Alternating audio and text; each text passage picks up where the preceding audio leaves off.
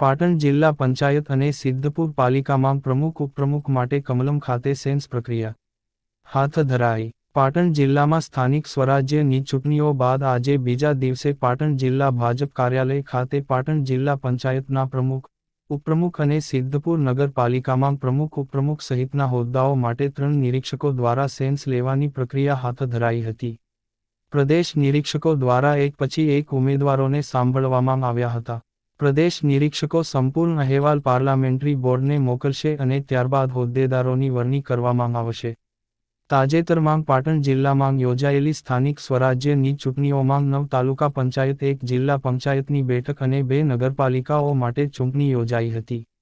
ચૂંટણીના પરિણામો જાહેર થતાં 7 તાલુકા પંચાયત બેઠકો, પાટણ જિલ્લા પંચાયત અને 2 નગરપાલિકા પર ભાજપે ઝળહળતો વિજય પ્રાપ્ત કર્યો છે.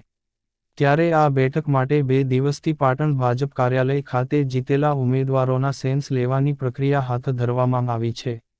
ગતરોજ તાલુકા પંચાયતના ઉમેદવારોની પ્રક્રિયા હાથ ધરાઈ, ત્યારબાદ આજે બીજા દિવસે સિદ્ધપુર નગરપાલિકાના પ્રમુખ, ઉપપ્રમુખ, પક્ષના નેતા અને દંડક માટે તેમજ પાટણ જિલ્લા પંચાયતની 19 બેઠકો માટે પાટણ જિલ્લા ભાજપ કાર્યાલય ખાતે પ્રદેશમાંથી મોકલેલા કિસાન મોરચાના રાષ્ટ્રીય અધ્યક્ષ બાબુભાઈ જેબલિયા, પ્રદેશ ભાજપના મંત્રી આશાબેન નુકુમ, પ્રદેશ કારોબારી સભ્ય દિલીપ પટેલે એક પછી એક ઉમેદવારોને સાંભળ્યા હતા.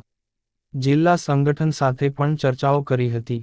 પ્રદેશ નિરીક્ષકો દ્વારા તમામ અહેવાલ પાર્લામેન્ટરી બોર્ડને મોકલવામાં આવશે અને ત્યારબાદ હોદ્દેદારોની પસંદગી કરવામાં આવશે.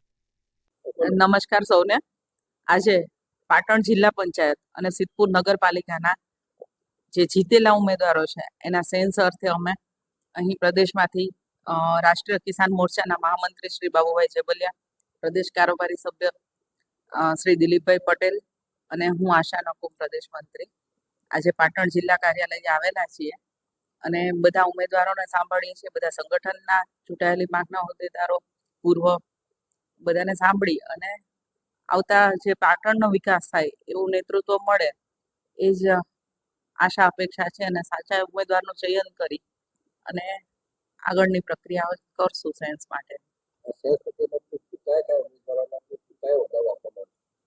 સેન્સ પ્રક્રિયામાં જિલ્લા પંચાયત પ્રમુખ હશે, ઉપપ્રમુખ, શાસક પક્ષ નેતા હશે, દંડક અને કારોબારી ચેરમેન.